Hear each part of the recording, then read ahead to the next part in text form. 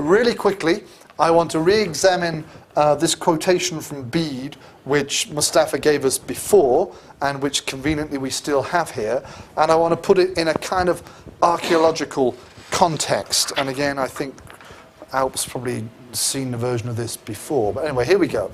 Okay, so here is Bede, just after he's had that section where he's basically paraphrasing or plagiarizing Gildas and just changing the perspective so it's less anti-English. Then he has this description of the kind of physical, geographical origins of what he identifies at this point as the three main groups of English, so we say, to avoid using specific to English Germanic invaders. These newcomers were from the three most formidable races of Germany, Germania, let's say, not Germany, because that makes us think of the modern state. The Saxons, the Angles, and the Jutes.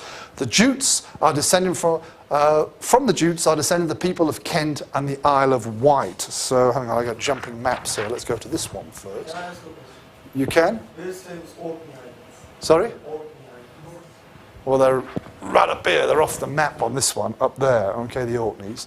We won't worry about the Orkneys until we do the Vikings. They don't figure very much in European history until we do the Vikings. So let's postpone that one. So from the Jutes are descended the people of Kent and the Isle of Wight, okay, and the from those in the province of the Anglo-Saxons opposite the Isle of Wight. Okay, the Jutes on the continent, historically Jutland up here. Okay. How do you pronounce that in English? Sorry, Jutland? Well, I'd say Jutland. Know exactly what the Scandinavian Jutland or something like that, Jutland or something like that. But we all say Jutland. You use the Anglo-Saxon. English approach. From the Saxons, that is the country now known as the land of the Old Saxons. So hang on, that's kind of here. Came the East, South, and West Saxons. Okay. West Saxons became Wessex, East Saxons became Essex, South Saxons Sussex. So it's kind of this region there as it was in his time. Okay. From the Angles, that is the country known as Angulus, which lies between the provinces of the Jutes and the Saxons. So here, Angles marked in there. Okay. And it's said to be unpopulated to this day, I don't know what that means. Are descended the East and the Middle Angles. On this map we've got East Anglia, which survived as a kingdom for a while. The Mercians here, and the Northumbrians kind of pushing up there, so it's kind of there. So we've got Jutes and Saxons marked in kind of green, and then this sort of red is marking the Saxons there on our map. And that's more or less what our friend Bede has to say on this subject. However, archaeologists, being the clever people they are, have done a little bit more work and sort of tried to support or see what they can do with what he has. Here are a series of brooches, or brooches, which were used to hold cloaks together or something. In fact, the picture which, those kind of 19th century style romantic pictures of those two characters before, you can see they probably had a little brooch holding it there. And we found on the continent and in parts of England two very distinct, different kinds of brooch that were used. These ones called cruciform because they have a cross shape, and these ones called circular because they are obviously circles. So quite straightforward descriptive titles there. And these have a rather different or rather specific distribution pattern. The same applies, less clearly for me, to pottery. Okay, here are some certain kind of pots which have been found on the continent and in England and have a certain series of patterns, and archaeologists believe that they're slightly different from these pots. Okay, not always quite clear about that myself, but they feel that these ones have larger kind of patterns and things, and these have, for example, smaller little patterns on here and so on. So perhaps less clear to those of us who haven't studied them in detail, but still the same. And what happens is, when you plot the distribution of the Brooches or the pottery on the ground on the continent, it kind of fits. So you find a certain group fitting here, okay. Which ones is it going to be? The cross-shaped Brooches are here, and the circular ones tend to be down here more. So we could suggest that the cross ones are sort of Anglian and Jutish, and the other one, the round ones, are Saxon. And then when they go to where they're found in England, they kind of fit in as well. So you find the round ones here and the other ones there. So we won't go into the details. It's not perfect pattern, but there is evidence that the archaeological distribution of these two kinds of find correlate more or less with broadly the geographical definitions which Bede gives. Okay. Now, firstly, as a methodological question, before we think about fitting it into what he's saying, if we've got some pots or brooches here, and we've got similar or related patterns of brooches on the continent, what does that imply? What does that suggest to us in terms of what was going on? If we have two things which are similar in different places, what is the implication? What can we perhaps suggest? Migration of trade. Okay, migration, physical movement of people. When you move somewhere, you tend to wear whatever you were wearing and you take it with you. You don't get changed on the aeroplane or something into completely different clothes and get off the plane looking different. And then you end up taking the stuff and wearing and behaving in the ways that you had before. So it suggests some kind of movement. Or trade, okay? That the people in one place said, oh, we like that brooch. Let's buy lots of those off you. So there's not many people moving, but the things are moving independent of the people. The people go back once they've sold them to wherever they came from and so on. The assumption here is that it's a people movement, it's a population movement which is going on. And given what we know from our historical sources, the assumption is the movement is that way. And the correlation roughly of what Bede says and what the archaeological finds are saying, mostly in the southern part of England, I think, suggests that there is some support very roughly for the people that Bede mentions. Elsewhere, Bede does mention the Frisians, who we haven't mentioned much about today, as another people that contributed to the population of early England. And nowadays, at least, it's often said that English, modern English, its closest linguistic relative is Frisian, okay, which is still spoken by some people in this area. Okay. Sometimes the Saxon dialects are put in together with as well as a kind of group and things like that. So it seems that the Frisians were definitely involved in some kind of settlement of England, but Bede, particularly in this quotation, doesn't mention that, which may or may not be important. Okay, quickly moving on, because I want us to finish off in the remaining 20 minutes we have by doing a bit of DNA analysis. Here's a nice map which I prepared myself. Doesn't really tell you very much now. Okay, we have, I hope, 3 articles written by geneticists of one sort or another, which I want us to have some discussion of specifics, but also sort of general patterns. So, Y chromosome evidence for Anglo-Saxon mass migration. That was the first one I wanted you to read. A Y chromosome census of the British Isles. And then evidence for apartheid-like social structure in early Anglo-Saxon England, which is written by geneticists, but also kind of historian archaeology people as well. So that's a kind of collaborative effort, interdisciplinary thing or whatever. Hands up if you read these articles. This is. Yeah, that's my next question. First, put your hands up if you read the articles, okay? Which gives me an idea of who's working, firstly. Keep your hand up if you understood more or less what the articles were about. Yeah, okay, so I'll agree with that. Somewhere in the middle, okay. Obviously, these are not written by historians to a large extent. They're written by biologists, and they're written for biologists. So, as I said at the end of the class this time last week, you'll probably understand the first page or so up to a point, and you might be able to follow the conclusion and some of the results or whatever, but the bits in the middle with all the diagrams and listing the different alleles, or whatever you pronounce it, and polymorphic things and all that, we're not going to worry about that too much, unless you've got some background in biology and it helps or whatever. But these are very important, I think, because they're, and it's the past decade or so, we're realizing that, as I said, genetics, our own genes today, is another way of reaching in the past and looking at certain aspects of the past, particularly to do with population movements and things like that, demographics.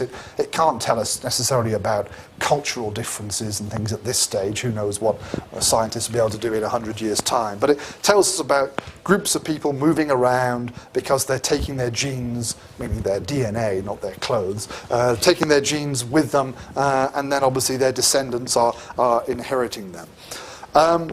These three articles all focus primarily on one kind of gene. That makes it a bit limiting. Which kind of genetic evidence are they all based on? Y chromosome. They're all Y-based, which means what? Comes from the mother. The father, yeah, okay. Guys get it from their dads, girls don't have a Y, they just got the two X's. But that means it's kind of half the population. We've only got half the picture, unfortunately, okay?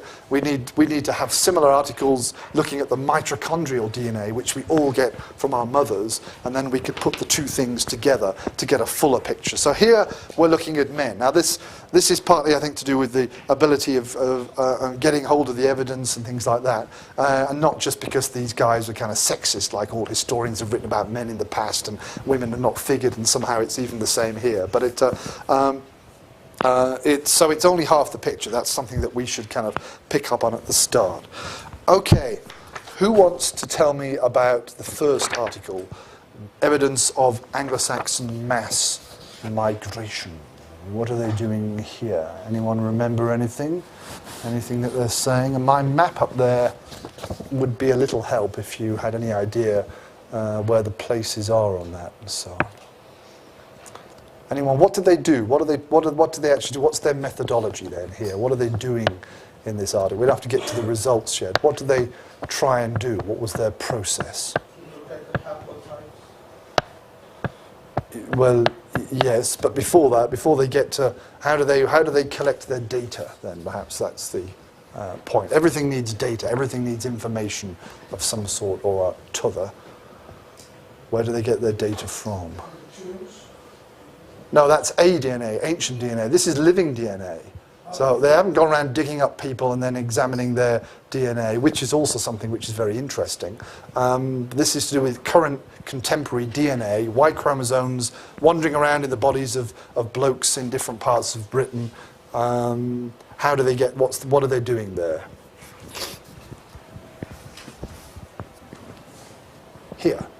They went to a number of places on a kind of rough axis, east to west axis across Britain, from the eastern coast right across into Wales, North Wales, and they collected Y chromosome examples of men living in those places. And I think the usual thing they do when they collect DNA evidence is men who believe that their families have been living there for a long time. I mean, I come from kind of here, okay, in Wales, but my dad, I know, comes from Leeds, but in fact his father came from Birmingham and things. So we are completely useless for these kind of people because we have no idea where our DNA really comes from. But if people say, well, as far as I know, my great-grandfather was living here as well and things, then there's a likelihood by that point that the family may well have been based in that place for a long time. Okay, you can't guarantee, but it's a pattern. So they collected the Y chromosomes from those towns, okay, places. Then what do they do?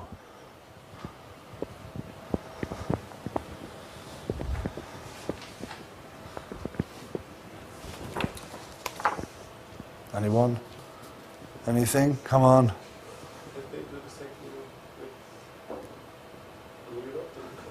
Yes, they get some Y chromosomes from where? I think it was, where else? They've got these people, these guys. They go and find some other guys from Norway, so Viking thing, or whatever, Scandinavian bit, or whatever, and Friesland, which, as we just saw, Frisia, okay, one of these areas where there's a linguistic connection to English and where there's a possible Anglo-Saxon migration and so on, okay. Then they basically compare them and look for these haplogroups, these different similarities and differences, and what do they find? There are some significant similarities between the central England and the west England. Right. So these guys and the Frisians, somewhere kind of here, okay, have got quite, their genes are not too dissimilar, they're Y chromosomes. Yes, but the similarities between people supposedly in Norway, something like this. And also they classified the places according in 7 British towns, and they... Yeah, all right, that's a complicated table, don't worry about that. But I think the most important thing is this tables, because when we are criticizing this type of researches, we are looking at this data. That's the data, yeah, that's the... Because the significant level shows how can we rely on this research or not. And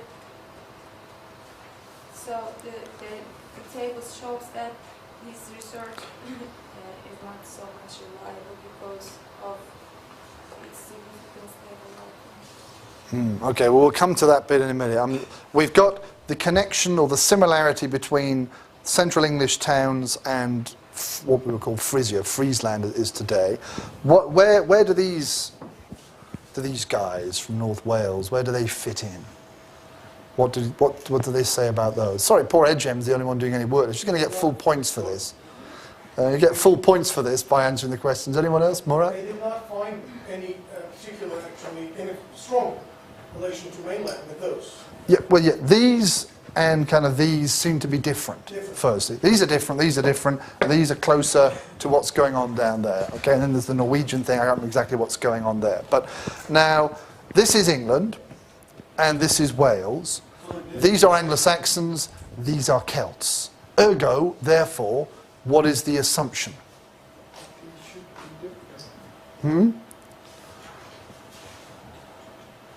Well, we're not thinking about should be. We'll forget about what the historical evidence says.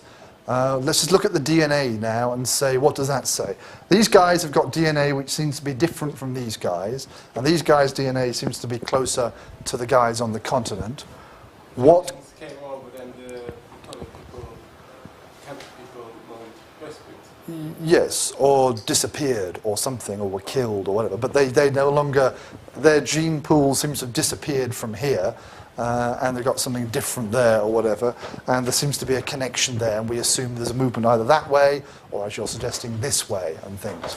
And then they say, okay, this seems to reinforce the old idea Murat was mentioning before, the two approaches to looking at Anglo-Saxon invasion. Was it a mass migration, lots of people coming in with a certain amount of killing going on, or was it, as we said the other day, love and peace, man, few guys arrive and kind of intermarry with the locals but impose their language and culture on them, and it becomes England, but it wasn't really anything very different from what was going on before in terms of the population. The genetic evidence here implies, or they interpret it, that there was movement, that the Celtic bit seems to be now limited to here. Maybe once it was there, but no longer, because these people have come in large numbers and brought their Y chromosomes in and kind of taken over genetically from a different population. Okay, and they've come in obviously from the continent because there's a connection there. Bless you, Jock Yesha. That's one interpretation. The third article, an apartheid-like social structure in early Anglo-Saxon England, based upon an idea by someone else as well, comes up with an alternative interpretation of the same pattern. Now, did anyone who's looked at this stuff get any idea of what these guys are arguing here? They're coming up with an alternative way of interpreting this pattern that we see on these maps. Apartheid, what does that mean? We don't talk about it so much these days because people in South Africa are all very nice to each other, but what does it mean? Kind of conjecture or regime in South Africa, maybe like Netherlands.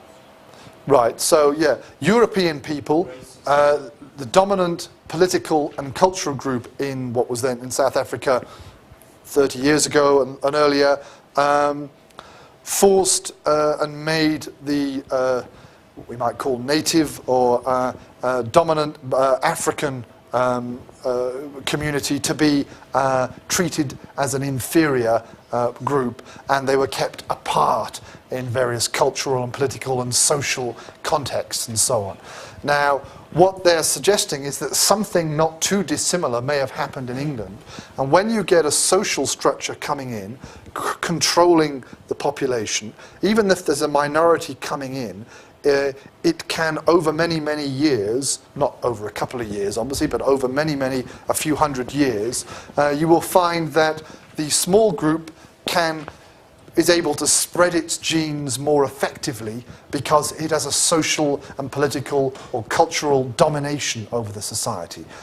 In this case, we're talking about Anglo-Saxon men coming in and obviously getting the best Celtic wives or perhaps or whatever, and the poor Celtic guys are losing out, and then they don't get to pass on their Y chromosomes over time. And so even a small group could create this pattern, they're saying, over a certain period of time.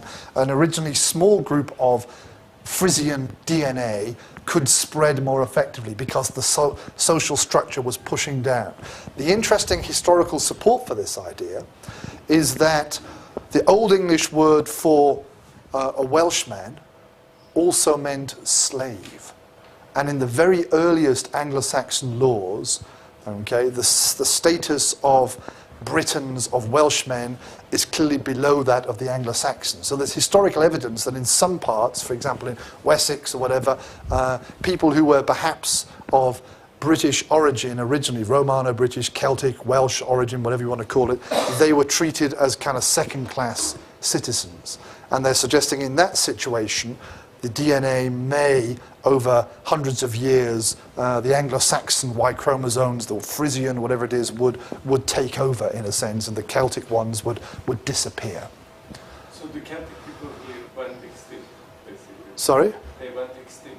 Yes, they were sort of phased out. Rather than killed within 50 years in an invasion, well, in this case it's the Y chromosomes were gradually phased out because they were kind of put down upon. What's going on, as I said, with the mitochondrial DNA and what the Anglo-Saxon guys are doing with the Celtic women is another issue. But here it's a kind of slow process of domination.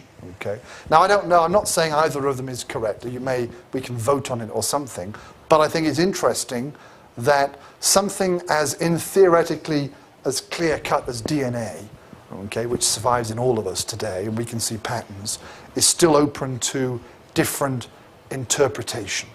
So we can't be sure. We can't say, oh, well, it's science, and that's exact in the way that history is never exact, and those guys with the test tubes are all very clever, so they must be right. Still, a lot of that material is open to an interpretation, and if we take one historical approach and connect it, we come up with one view. If we take another historical approach, we get a different view or something like that. Now, Ejem, you were going to say, to some extent criticize. You had some comments about criticizing the first article. Is that right? I wrongly explain what I want to say. That can I show? For example, while analyzing the differences and similarities between the chromosomes in the lands, for example, between South Wales and Norway, there are important, significant differences in the chromosomes. This shows that people from South Wales and Norway can't be from the same group, the same genetics. So, how can we prove that there is a migration between Norway and South Wales and the same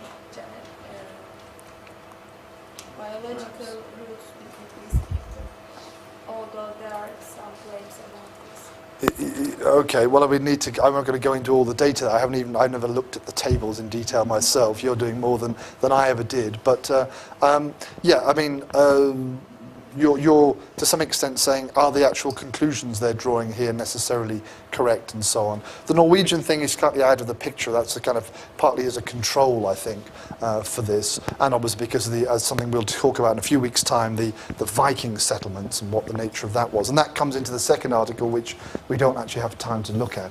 My other comment is when you look at my map there, my lovely map I created.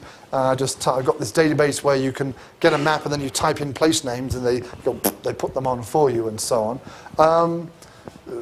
The first thing that strikes you is obviously what? In terms of collecting data, in terms of identifying patterns and drawing general conclusions, what's the best thing to have in order to draw a very broad conclusion about something and identify general big patterns? You need lots of data, okay? If you have two things, you don't necessarily know whether they are relevant or not, okay? They may be exceptions to a rule or whatever. If you have 10 things, you might say, well, a pattern is emerging here, and so on. So to collect the DNA from a couple of towns in North Wales and 5 towns in England is a starting point. It identifies something about what's going on here. Whether it tells you about what's going on here or here or here is another matter. Okay, so in the time since they did this research, I think they've collected a lot more DNA from all over the British Isles and so on. They have a stronger picture, and I think we need to look at the fuller picture and see a bigger sense of what went on. And as I said also, we don't have the mitochondrial, the female perspective mixed in as well, so it's only half the story being told. Okay, we better stop there. I see it's coming up to 3:30. Before you go, for next week, we are looking at the early medieval church. We're going to do some religious stuff, general things about Christianity, but also late Roman and early medieval developments.